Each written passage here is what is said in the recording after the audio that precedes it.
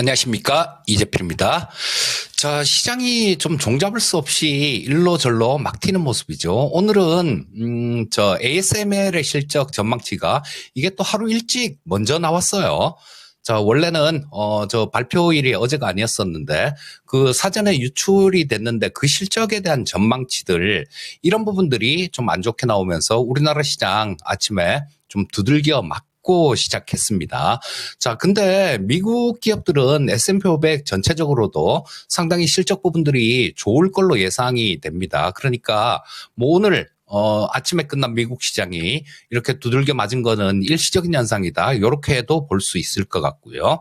자, 우리나라 시장하고 차이점은 뭘까요? 미국 시장은 실적에 자신이 있는 장, 우리나라 시장은 실적에 자신 없는 장이다라는 생각입니다.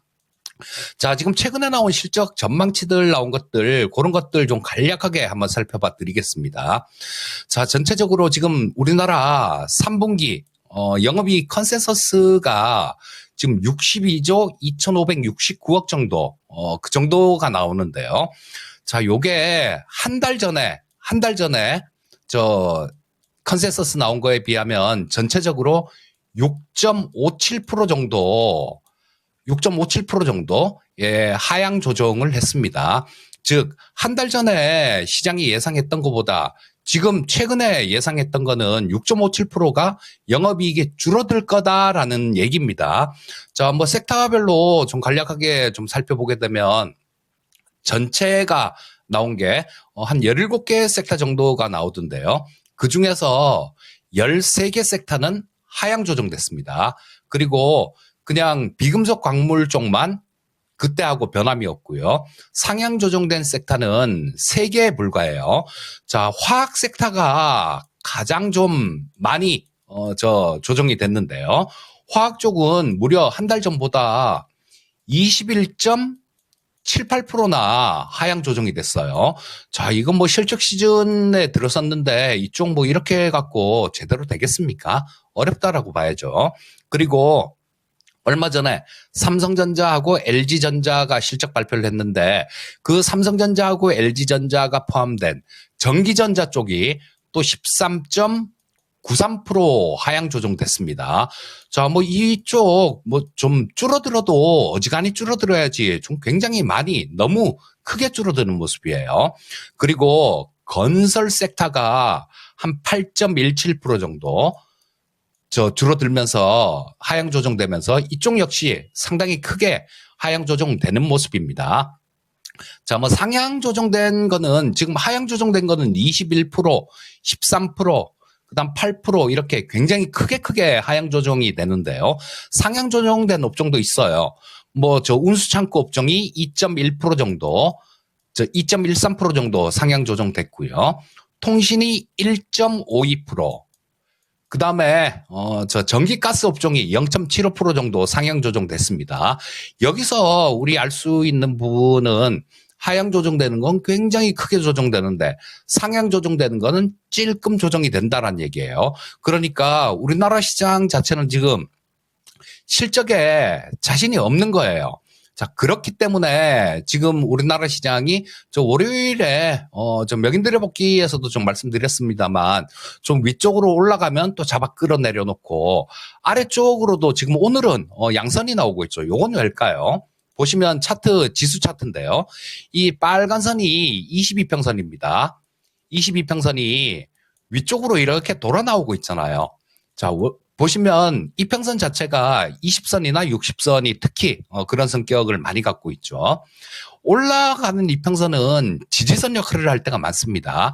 떨어지는 이평선은 저항선 역할을 할 때가 많아요. 자, 그렇기 때문에 실적이 뭐 그렇게 크게 증가될 만한 요인도 없고, 그리고 또 우리나라가 지금 정치적으로 굉장히 시끄럽지 않습니까? 눈만 뜨면 뭐 이거 터지고 저거 터지고 막 팡팡 터집니다. 그런 상황에서 주변 여건들도 안 좋고 실적에 대한 자신도 없고 그런 시장에서 강한 슈팅이 나오기가 쉽지 않겠죠. 그래서 빠른 순환매만 돌고 있을 뿐입니다. 자, 지난주에 제가 TV 방송 출연해서 2차 전지 쪽, 뭐 그쪽에 대해서도 좀 말씀을 드렸었는데 그때 말씀드리기를 워낙 작년에 워낙 난리를 쳤고 그리고 반 토막, 세 토막씩 이렇게 나면서 낙폭이 컸기 때문에 나오는 반등. 그러니까 이런 부분들도 섹터별로 순환매가 돌아가는 과정에서 나오는 모습이다라고 이해하시면 좋을 것 같습니다라는 말씀을 드렸는데, 뭐 그 이후에 2차 전지 쪽 같은 경우 지금 거의 10% 넘게 두 자릿수의 조정을 받고 있습니다. 섹터별로 굉장히 빠르게 순환매가 돌아가고 있어요. 그러니까 맹목적으로 쫓아다녀서는 이건 답이 안 나오는 겁니다. 지금 시장을 잘 이해하셔야 돼요. 이게 크게 지수 자체가 위쪽으로 가기가 어려운 시장이기 때문에 빠른 순환매만 나올 뿐 어떤 추세적인 그런 부분들이 나오기는 어렵다라는 겁니다. 근데 그런 게 나오는 섹터가 있죠. 자, 오늘은 뭐 한 3개 정도 섹터에 대해서 좀 말씀드릴 텐데요. 방산하고 제약바이오, 그리고 로봇 섹터에 대해서도 좀 간략하게 좀 말씀드리도록 하겠습니다. 방산 섹터는 여러분들 지속적인 관심이 필요한 섹터예요. 자, 이거 방산 섹터에 대해서 2022년도부터 방송 출연할 때마다 거의 빼놓지 않고 말씀드리고, 지금 이 거인들의 시선에서도 마찬가지로 말씀드리는 게 방산제약바이오, 방산제약바이오, 방산제약바이오, 지금 몇 달 전부터 계속 그런 말씀을 드리고 있지 않습니까? 자, 이 방산 쪽은 지속적인 관심이 필요합니다. 오늘 뭐 아침에 나온 뉴스도 그런 뉴스가 또 나오더라고요. 미국 대선에서 트럼프가 좀 유리한 상황으로 이렇게 좀 흘러가는 것 같은데요. 경합주 쪽에서 트럼프의 지지율이 많이 올라오고 있습니다. 참 트럼프는 좀 진짜로 안 됐으면 좋겠다 싶은 생각이 드는데, 그분이 오늘 또 한 얘기가 있죠. 한국 방위비를 자기가 당선이 되면 13조는 받을 수 있을 것이다. 13조까지 올릴 수 있을 것이다. 이런 얘기를 했어요. 우리 지금 방위비 협상을 통해서 지금 협상된 게 2025년도보다 2026년이 한 8% 이상 올려줘서 그게 1조 5천억 됩니다. 근데 이걸 13조까지 올릴 거다. 뭐, 그리고 한국은 뭐, 캐시머신, 뭐 현금 인출기다. 이런 얘기까지 했는데요. 자, 이런 부분들은 우리나라에만 이렇게 압박을 가진 않을 겁니다. 나토 국가에 대해서도 예외 없이 압박을 할 거예요, 트럼프는. 자, 근데, 이런 상황이다라면 지금 이 방산 쪽에 대해서는 지속적인 관심이 필요하겠죠. 그리고 해리스가 된다고 하더라도 이 방산 쪽 같은 경우는 그렇게 나쁠 거 없습니다. 왜냐하면 벌써 두 개의 전쟁으로 안보에 대한 인식이 굉장히 중요하다라는 인식이 커졌고, 각국들은 트럼프가 당선이 되지 않더라도, 해리스가 당선이 되더라도 자주 국방을 위해서 계속 투자를 할 겁니다. 그래서 이 방산 쪽은 지속적으로 관심이 필요한 섹터고요. 자, 우리나라가 올해 이제 뭐 무기 수출 27조를 향해서 달려가고 있다라고 얘기를 하는데요. 이거는 미국에 이어서 두 번째입니다. 두 번째로 굉장히 많이 수출을 하는 겁니다. 자, 뭐 이런 부분들을 고려해 본다라면 이 방산 섹터들 지금 한 2년 넘었어요, 제가. 한 3년 가까이, 2022년 초니까 2년 넘었는데 계속 말씀드리고 있는데 아직까지도 뭐 꼭지는 아닌 것 같고요. 자, 보시면 이 LIG 넥스원을 처음에 말씀드릴 텐데, 이 LIG 넥스원만 하더라도 그때 당시에 2022년도에는 63,000원이었었네요. 자, 이 LIG 넥스원은 제가 야인시대에서 마지막으로 리뷰를 월요일 날 해드렸었죠. 수익률 그때 야인시대에 추천드렸을 때가 뭐 91,000원 정도였던 것 같아요.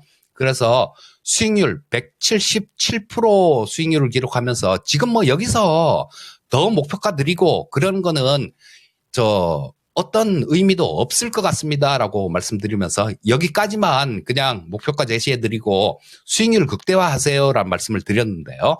자, 그때도 말씀드렸습니다만 한 가지 더 추가로 좀 이 시간을 통해서도 말씀드리면요. 이 LIG 넥스원은 미국 방산 시장에 진출할 가능성이 굉장히 높아요. 어떤 걸로 진출하냐면 이 LIG 넥스원은 유도무기를 주로 만드는 기업이죠. 위에서 공중에서 날아오는 그 전투기나 미사일 같은 거 요격하는 시스템들, 요런 거는 천궁이나 엘센 같은 거 요런 거고요. 그다음에 공격할 수 있는 무기도 있겠죠.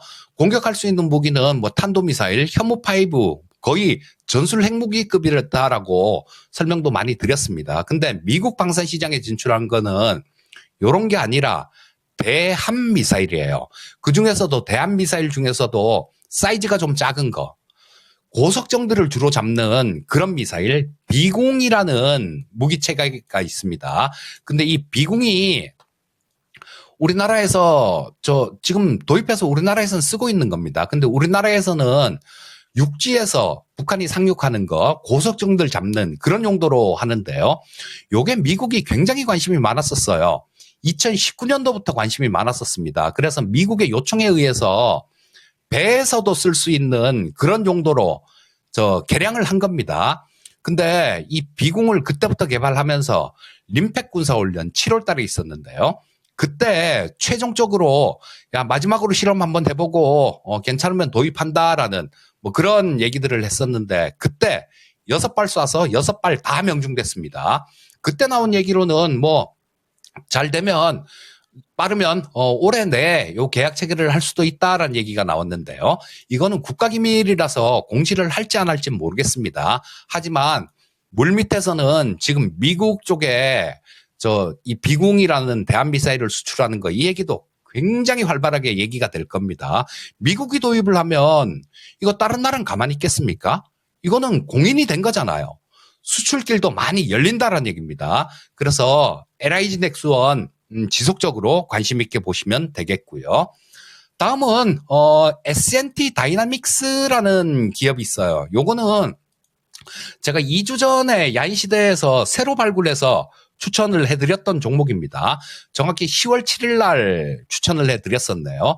그리고 다음날 시가로 아침에 매수하세요라는 말씀을 드렸는데 자 요거 그러고 난 다음 사기가 진짜 좋았었죠. 그랬다가 오늘 좀 튀는 모습인데 요거는 그 어떤 무기 체계를 만드는 기업은 아니고요.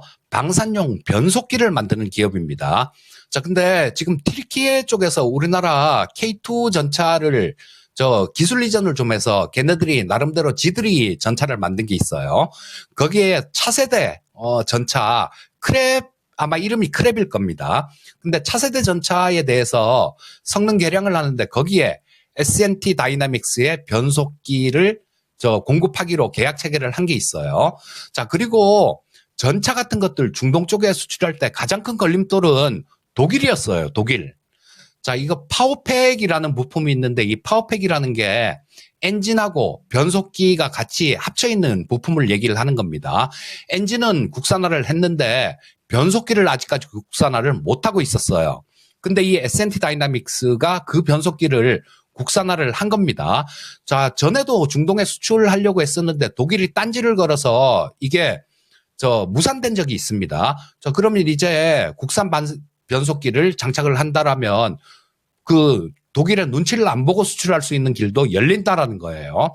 또 K2 흑표전차 4차 양산을 앞두고 있는데 150대 규모입니다. 거기에도 아마 이 S&T 다이나믹스의 변속기가 들어갈 가능성이 굉장히 높습니다.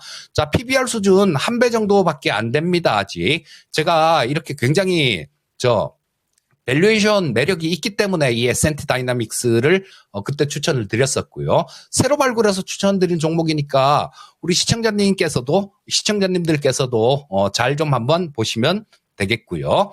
자, 가격 메리트가 있어요. 추세 자체도 우상향하는 그런 모습이고, 자, 여러분들 지금 신고가 뚫고 올라가는 섹터가 어딥니까? 방산밖에 없어요, 지금은. 방산밖에 없습니다.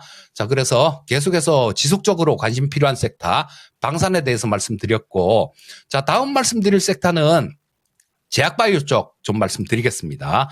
자, 이 제약바이오는 미국의 생물보안법, 그리고 약가 인하의 수혜를 받을 수 있는 그런 쪽이죠. 자, 업종에 대해서는 다들 좀 많이 말씀드렸을 테니까 바로 종목으로 넘어가겠습니다.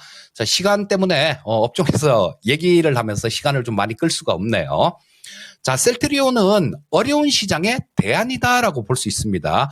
여러분들 제가 아까 좀 시간을 많이 이렇게 할애를 해서 말씀드렸던 부분들이 시장에 대한 거 전체적으로 시장의 이 컨센서스가 낮아진다라는 말씀을 드렸죠. 뭐든지 귀하면 대접을 받는 겁니다. 이 시장의 전체 컨센서스가 낮아진다라는 게 기대치보다 실적 부분들이 막 안 나오는 종목들이 되게 많다라는 거예요. 근데 실적 부분들이 되는 종목들은 그만큼 더 대접을 받는 모습이 나올 수 있습니다. 셀트리온은 실적이 굉장히 좋아질 수 있는 기업이에요. 자, 그래서 그 숫자 하나만 보더라도 지금의 셀트리온은 못 살 이유도 없고 못 들고 갈 이유도 없습니다. 어려운 시장에 대안으로 생각하셔도 좋을 것 같으니까 셀트리온 역시 마찬가지 관심 가져보시고요. 자, 다음 섹터는 로봇 섹터를 좀 말씀드리겠습니다. 자, 로봇주, 제가 TV에서 뭐 어떤 분들 그렇게 인식하는 분들도 많으시더라고요. 이재필이 하면 방산하고 로봇, 이렇게 인식하시는 분들도 상당히 많으시던데, 예, 맞습니다. TV에서 그만큼 방산 쪽하고 로봇 쪽을 많이 말씀드렸어요. 최근에 뭐 몇 달 내는 제약바이오 쪽도 계속 말씀을 드리고 있는데, 다음 주에 이 로봇 쪽에서 큰 행사가 하나 있습니다. 어떤 행사가 있느냐. 로보월드 2023이 고양시에 있는 킨텍스에서 열립니다. 작년에도 이 로보월드 2023이 있으면서 로봇 섹터들 전체적으로 시장에 관심을 좀 많이 받았어요. 저 지금 뭐 다음 주 수요일부터니까 아직까지 시간이 남았죠. 그리고 로봇 주식들 움직인 거 보면 지금 그런 부분들을 반영한 그런 주가는 그런 모습은 아닙니다. 자, 처음에 요거 행사 같은 거 있을 때는 단기적으로도 관심 받는 경우가 많으니까요. 자, 처음에 말씀드릴 종목은 늘 그래왔듯이 레인보우 로보틱스입니다. 그렇게 제가 지인들한테 말씀드려요. 야, 쓸데없는 짓들 좀 하지 말고 올라가는 거 쫓아가서 단기간에 그렇게 크게 먹을 생각하지 말고 좀 크게 봐라 라고 얘기를 합니다. 자, 2차 전지 섹터하고 조금 비교해서 말씀드릴게요. 자, 이 2차 전지 에코프로 한번 보여드리면, 자, 여기죠. 2015년도에 보시게 되면 에코프로의 주가는 700원 이랬었습니다. 근데 이게 30만 원까지 올라왔었잖아요. 대중들이 관심을 막 갖고 환호하고 그럴 때는 주가가 이렇게 많이 올랐을 때 환호를 합니다. 근데 진짜 돈 버는 사람들은 어떤 사람들이에요? 미리 사서 환호를 받을 때까지 기다리는 사람들이 진짜로 큰 돈을 버는 겁니다. 그리고 대중들이 환호할 때 들어간 투자자들은 오히려 고생할 때가 굉장히 많습니다. 근데 그 중에서도 1등 주식을 매수를 해서 기다려야 돼요.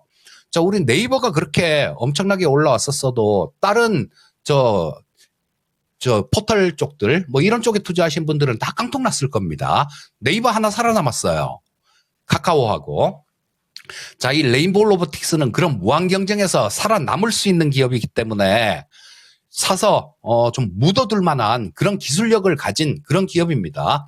그리고 뭐 구체적인 내용으로는 아마 올해 내 아니면 뭐 내년 초 정도에 우리 테슬라 옵티머스 보셨죠? 사람하고 막 이렇게 소통하고 거기서 뭐 가위바위보 한 거는 사람이 조작했다 이런 뉴스도 나오던데요. 그런 퍼포먼스를 보여줄 수 있는 그런 휴머노이드 로봇을 내놓을 가능성이 되게 높아요. 올해 말이나 아니면 내년 초 정도. 이 얘기는 제 얘기가 아니라 이 레인보우 로보틱스 창업자시죠. 오준호 교수님이 그런 말씀을 하셨기 때문에요. 그런 게 나오면 또 시장에 한번 관심을 받지 않겠습니까? 지금 레인보우 로보틱스도 사서 장기로 들고 가기 좋은 그 정도의 수준에 있는 종목이니까 꼭 좀 없는 분들은 계좌에 편입을 해서 장기로 들고 가시기 바라겠고요. 한 종목 더 말씀드리면 이렌시스를 좀 말씀드리겠습니다. 이 이렌시스는 뭐 장기로 이렇게 들고 가세요라고 말씀드리는 그런 경우는 아니에요. 그런 경우는 아니지만 지금 단기적으로 모멘텀이 나올 부분들이 있죠. 어떤 거냐 하면 뭐 다음 주에 말씀드렸던 저 로보월드 2023 그런 것도 있을 수 있겠지만 보핏이라는 삼성에서 만든 웨어러블 로봇이 10월 달 내에는 나오지 않을까 싶은 생각이 듭니다. 자, 근데 이 보핏이 당초에는 어르신들 뭐 이렇게 걸음 좀 편하게 할 수 있는 그런 용도로 좀 설계가 됐었는데요. 자, 이 보핏이 또 다른 용도로 사용하는 그렇게 좀 바꿨다라는 얘기들을 하죠. 어떤 거냐 하면 운동 효과를 높일 수 있는, 그러니까 차고 이렇게 걸으면 자기가 조절할 수 있는데요. 뭐 어떤 평지를 걸어도 산을 등산하는 그런 효과를 얻을 수 있는 그런 기능들을 그런 기능들을 탑재했다라고 합니다. 자, 그리고 가격대도 되게 중요하겠죠. 뭐 이거 가격 많이 비싸면 못 살 겁니다. 가격대는 한 300만 원대 정도, 300 몇십만 원 정도, 그 정도로 지금 예상을 하고 있어요. 자, 그러면 지금 이 이렌식스는 그 보핏에 감속기를 공급하는 기업입니다. 그리고 로봇 쪽들 적자나고 뭐 형편없는 기업들 많은데요. 이 이렌시스 같은 경우는 적자 기업이 아닙니다. 흑자가 나는 기업이고 보핏에 대한 기대감들이 있는 그런 시장이에요. 자, 그래서 이렌시스까지 좀 말씀드렸고, 그러면 오늘도 세 개를 말씀드렸습니다. 방산, 제약바이오, 로봇 세 가지를 말씀드렸고, 이제 저 시간이 좀 남았으니까 시장에 대해서 간략하게 좀 말씀드리겠습니다. 자, 시장 중대분기점이 다가오고 있어요. 제가 그동안도 계속 그런 얘기를 해드렸을 겁니다. 미국이 지금 미국 대선 때문에 미국 재무부에서 나서서 좀 멀리 이렇게 만지는 듯한 그런 느낌이 강하다라는 말씀을 드렸는데요. 지금 최근에 나온 블랙락의 자산 운용 규모가 1경 5,500조 된다라고 그렇게 그런 뉴스가 나왔었습니다. 근데 최근에 나온 거예요. 이게 3분기에 확 늘었대요. 이게 어디서 나온 돈일까요? 저는 이 미국 재무부 쪽에서 어느 정도 컨트롤을 하면서 이 대선을 대비해서 시장에 풀었다라고 봅니다. 그러니까 이런 부분들이 나중에 대선이 끝나게 되면 어떻게 작용할지 모른다라는 거예요. 그래서 지금 단기간에는 60선 박스권 정도로 생각해 보시면 될 거고요.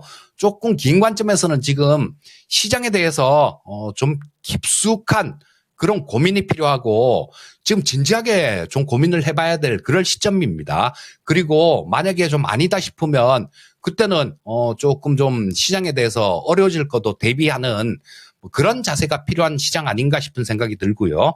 저 역시도 마찬가지로 고민 좀 더 깊숙하게 할 생각입니다. 그리고 뭐 TV 출연해서 시청자님들한테도 그때그때 좀 말씀을 드릴 예정이니까 앞으로도 많은 시청 부탁드리고요.